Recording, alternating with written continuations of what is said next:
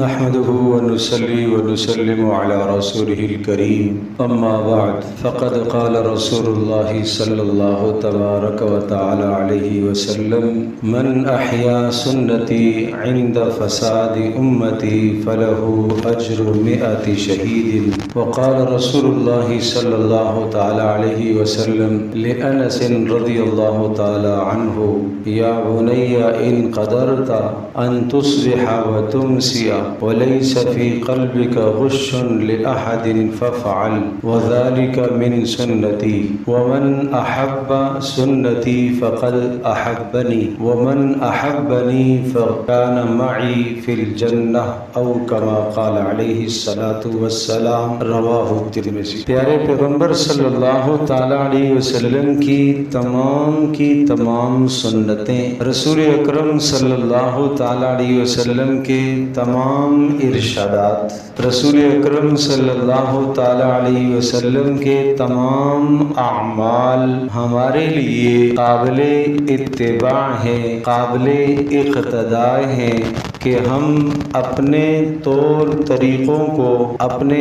معاشرے کے رسم و رواج کو، اپنے ماحول کے طور طریقوں کو اور اندر سے اٹھنے والی چاہتوں اور خواہشات کو سب کچھ قربان کر کے محمد رسول اللہ صلی اللہ تعالی علیہ وسلم کی سنت اور سیرت کو اپنائیں. ہر عمل میں ہمیں یہ دیکھنا چاہیے کہ میرے لیے یہاں پیارے رسول صلی اللہ علیہ وسلم کا اسوہ حسنہ کیا. یہ ہے کامیاب مسلمان کی دلیل کہ وہ اپنی عقل کی پیروی نہیں کرتا، وہ اپنے رسم و رواج کو نہیں دیکھتا، وہ اپنے گرد و نواح کے ماحول کو نہیں دیکھتا، وہ اپنے سے بڑے مقتدر، پیشوا، رہنما، راہبر حضرت محمد صلی اللہ تعالی علیہ وسلم کی سیرت کو دیکھ. انہوں نے جس طریقے سے زندگی گزاری وہ طریقہ سب سے بہترین. انہوں نے خوشی کے موقع پر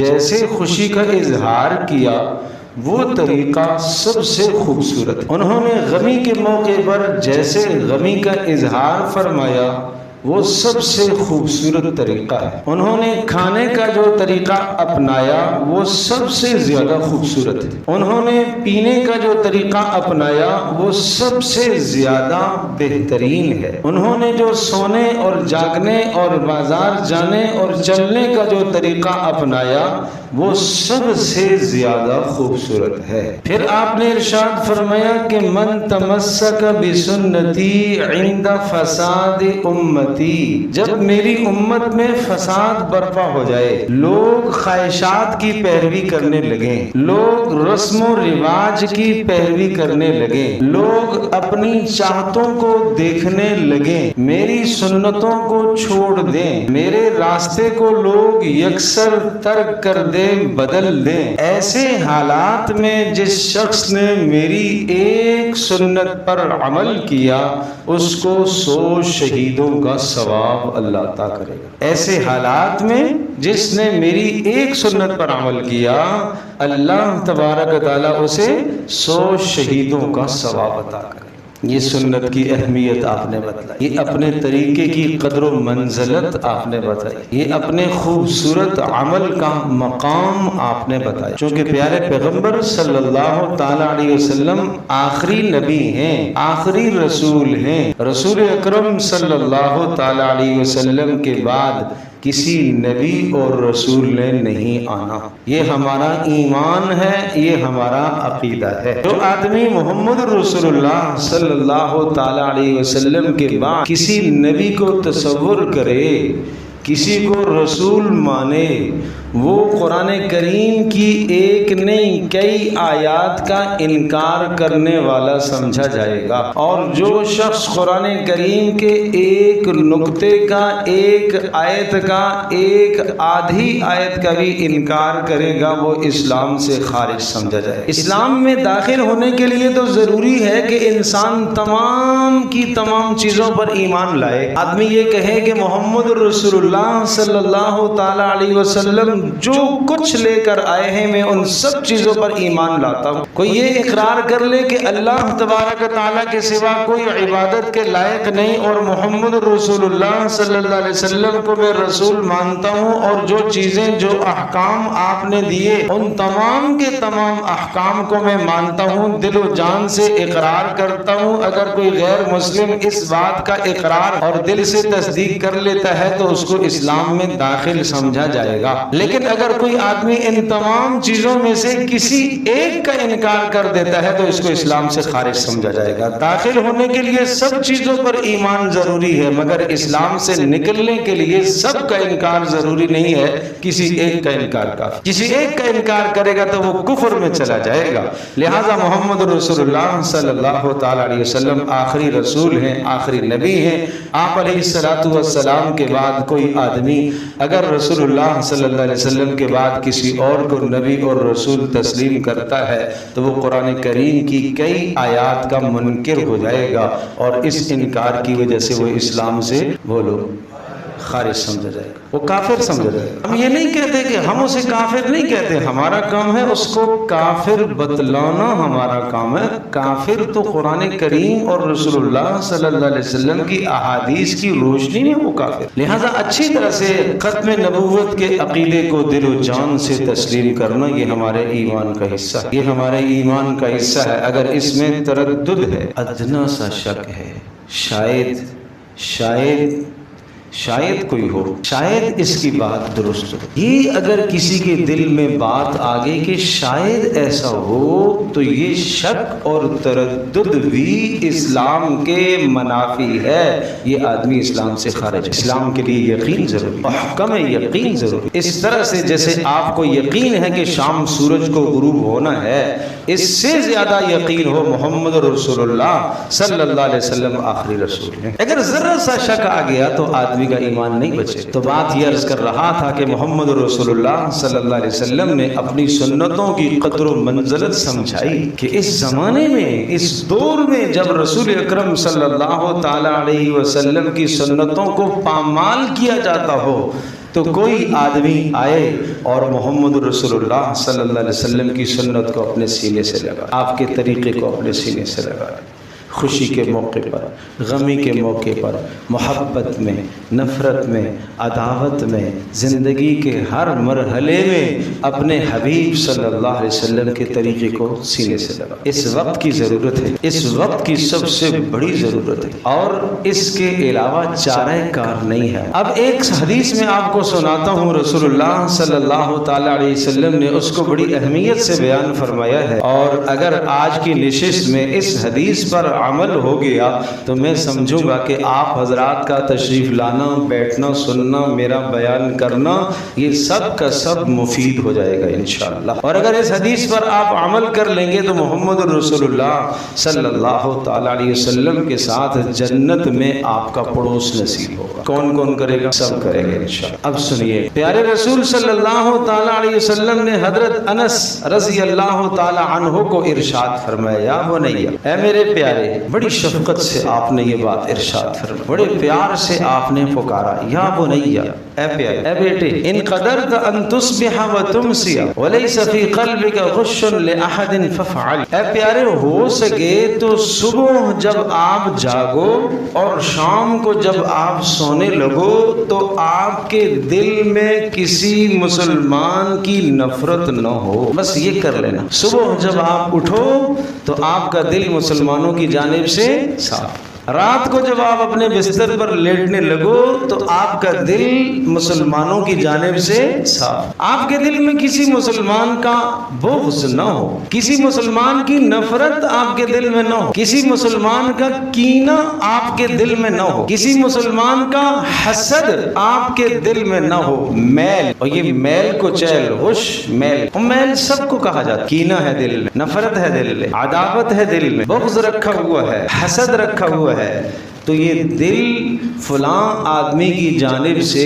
میلا ہو گیا، یہ اس کا نقصان نہیں کر رہا، یہ اپنا نقصان کر رہا۔ اس دل کو اللہ نے صاف و پاک بنایا تھا، اور اس دل کو اللہ نے پاک و صاف اس لیے پیدا کیا کہ اس دل میں اللہ تبارک و تعالیٰ اپنی محبت کو ڈالنا چاہتا ہے۔ اس دل میں اللہ پاک محمد رسول اللہ صلی اللہ تعالیٰ علیہ وسلم کی سچی محبت کو ڈالنا چاہتا ہے۔ اس دل کو گندا نہ کرو، اس دل کو خراب نہ کرو، اس دل میں کینہ کسی کا نہ پالو، اس دل میں کسی کا حسد مت پالو، اس دل میں کسی کی جیلسی کو مت پالو۔ بھائی کیوں خراب کرو؟ ارے اس نے میرے ساتھ برا کیا تو کیا، اگر اس نے میرے ساتھ برا کیا تو وہ برائی کا بدلہ، وہ برائی کا صلہ از خود پائے گا۔ حضرت ابوبکر صدیق رضی اللہ تعالی عنہ کو کسی نے برا بلا کہا، اور اتنا برا بلا کہا، اور کہا کہ اتنا سخت آپ کو برا بلا کہوں گا، گالی دوں گا جو قبر میں بھی آپ کے ساتھ جائے گی۔ سیدنا ابوبکر صدیق رضی اللہ تعالی عنہ نے بڑا پیارا جواب ارشاد فرمایا، جو آپ مجھے گالیاں دو گے، برا بلا کہو گے، وہ میری قبر میں میرے ساتھ نہیں جائے گا، وہ تیری قبر میں تیرے ساتھ جائے گا۔ کیوں؟ عمل تیرا ہے، میرا عمل نہیں ہے، وہ تیرا عمل۔ اس لیے رسول اکرم صلی اللہ تعالی علیہ وسلم نے اس دل کو پاکیزہ رکھنے کا حکم دیا کہ اے بیٹے، اے پیارے، اگر ہو سکے صبح اور شام اس حال میں کرو کہ تیرے دل میں کسی شخص کی نفرت نہ ہو، کسی شخص کا کینہ دل میں نہ ہو، کھوٹ نہ ہو، عداوت نہ ہو۔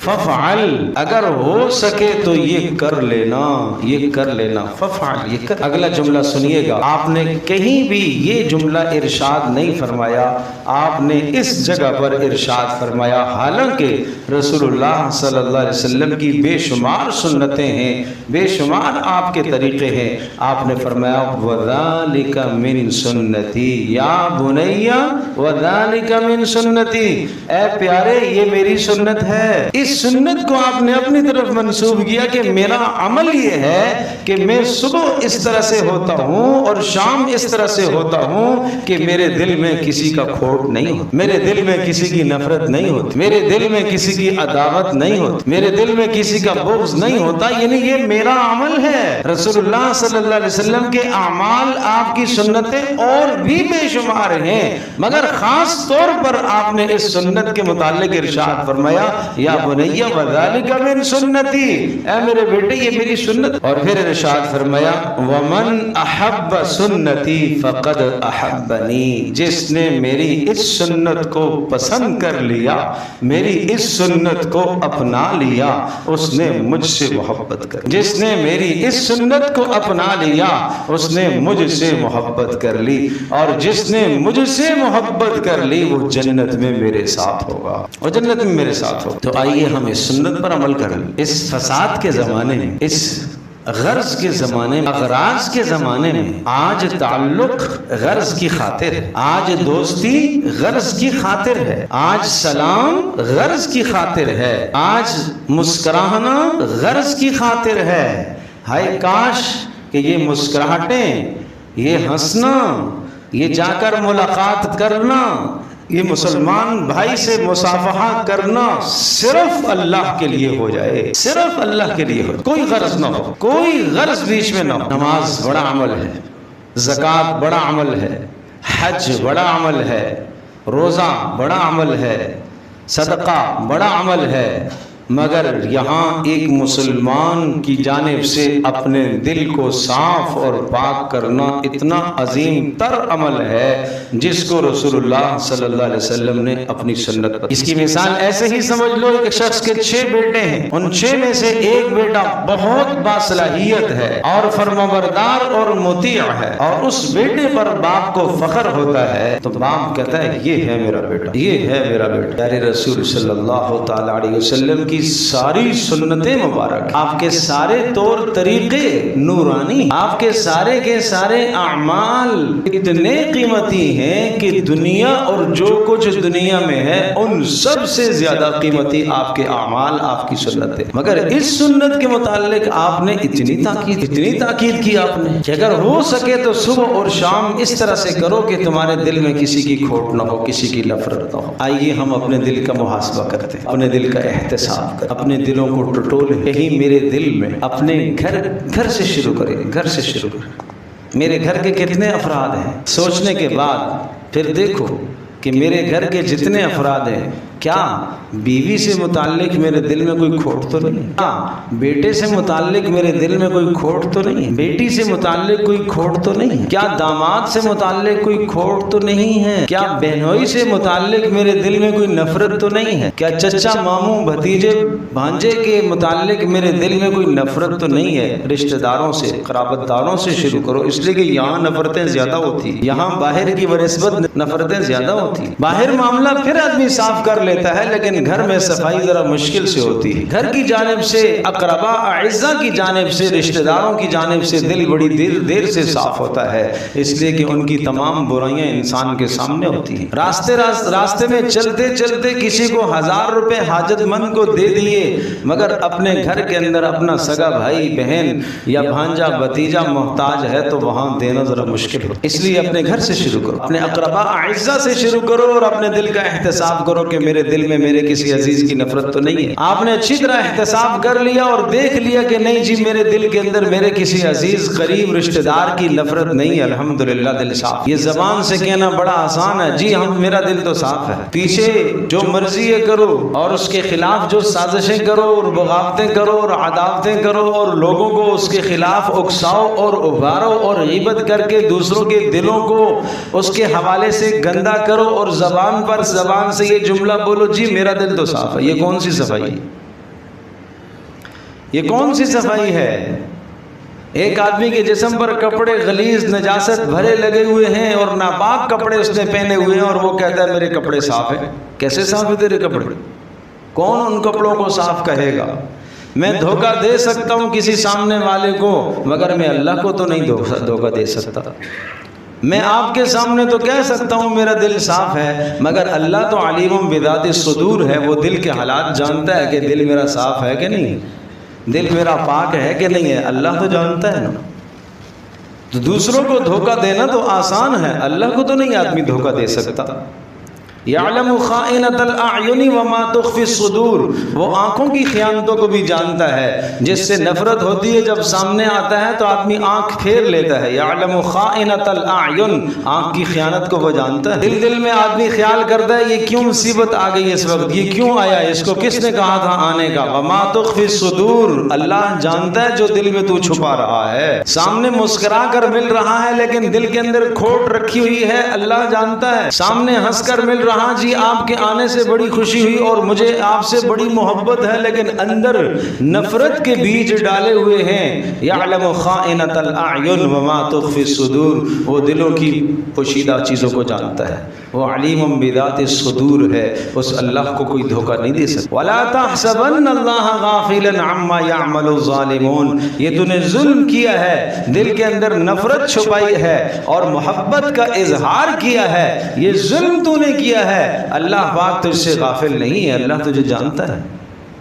انما یؤخرہم لیوم تشخص فیہ الابصار، ہاں اس نے مہلت دی ہے ایک وقت تک وہ مہلت دیتا ہے، وہ بھید نہیں کھولتا، وہ راز ظاہر نہیں کرتا۔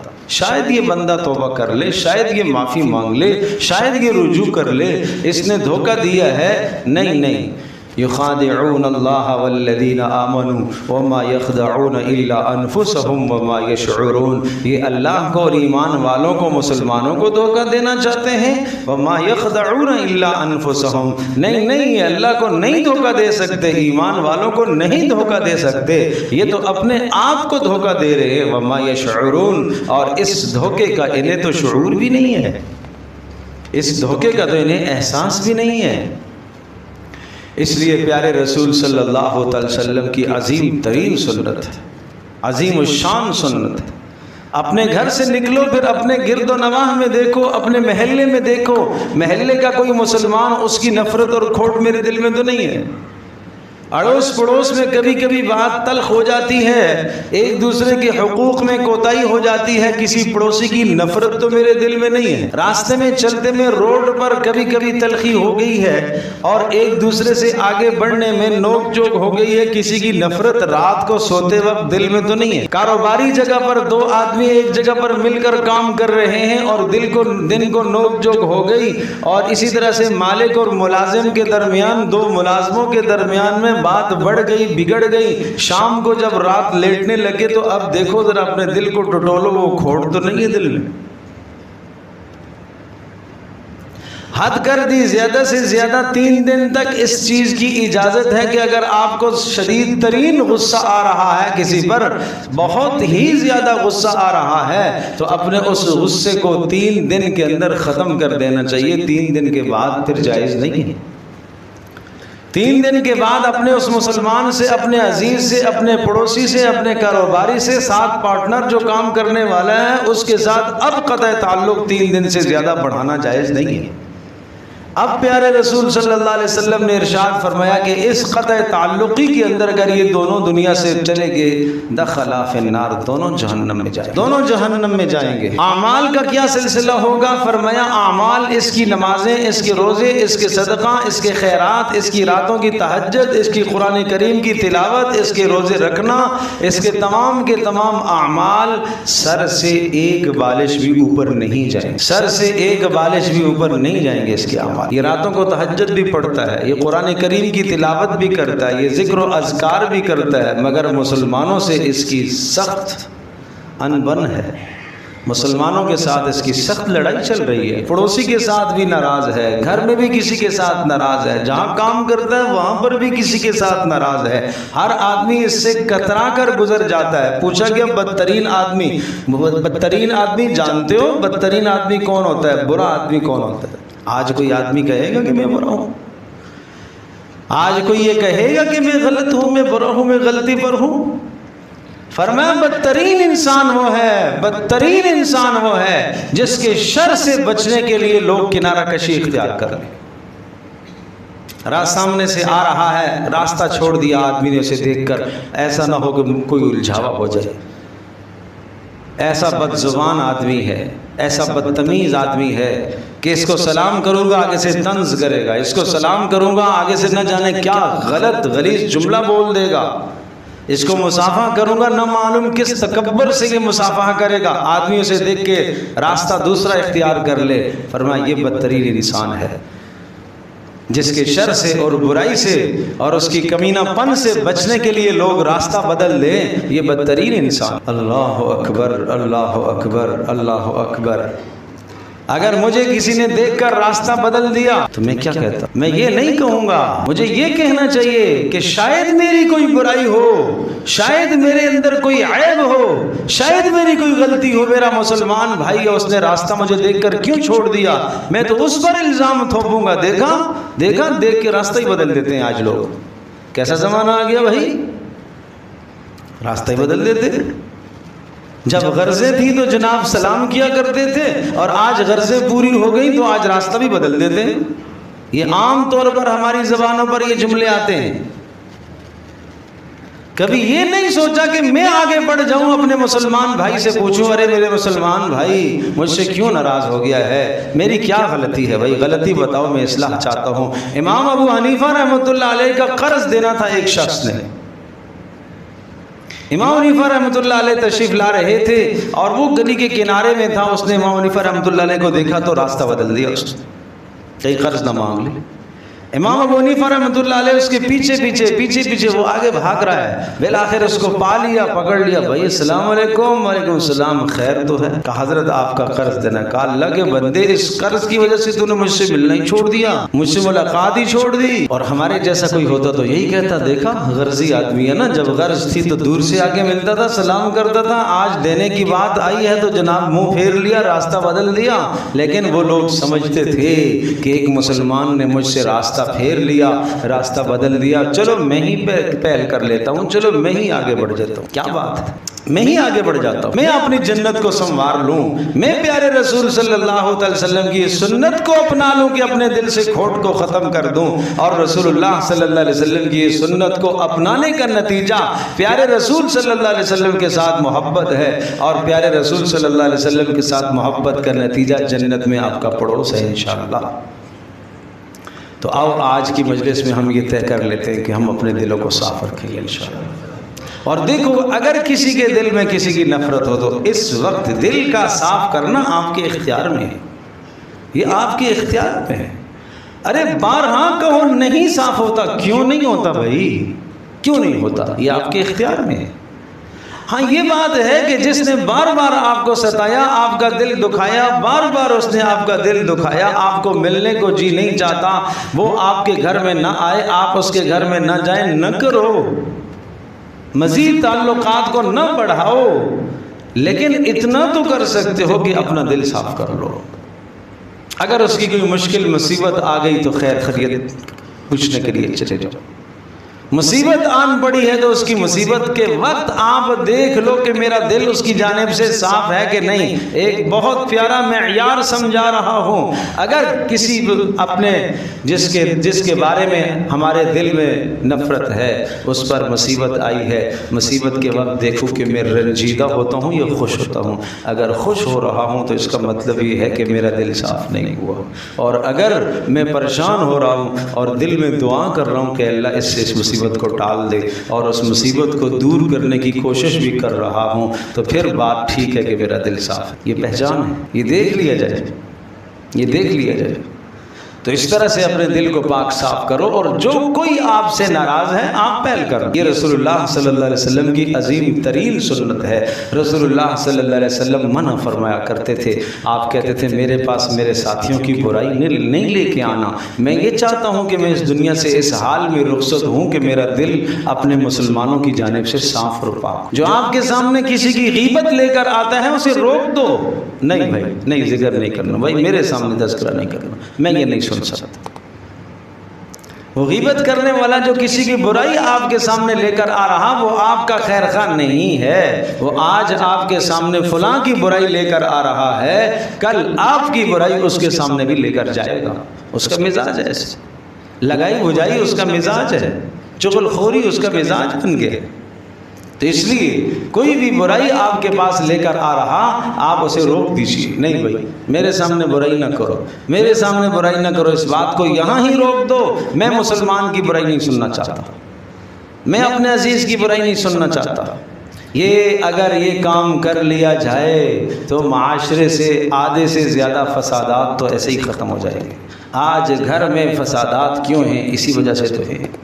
آج گھروں میں جھگڑے کیوں ہیں؟ آج میاں بیوی میں جھگڑے، ماں باپ اور اولادوں میں جھگڑے، آج بہن بھائیوں میں جھگڑے، آج بھائیوں میں آپس میں جھگڑے ہیں. اس کی وجہ کیا ہے کہ دل پاک اور صاف نہیں.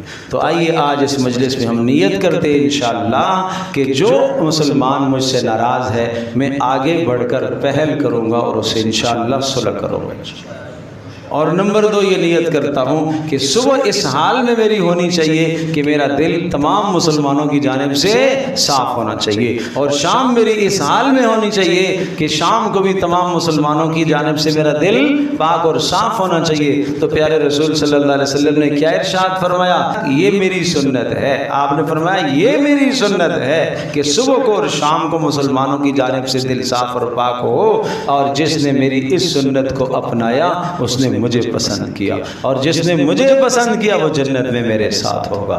اللہ پاک مجھے بھی آپ کو ہم سب کو عمل کی توفیق عطا فرمائے.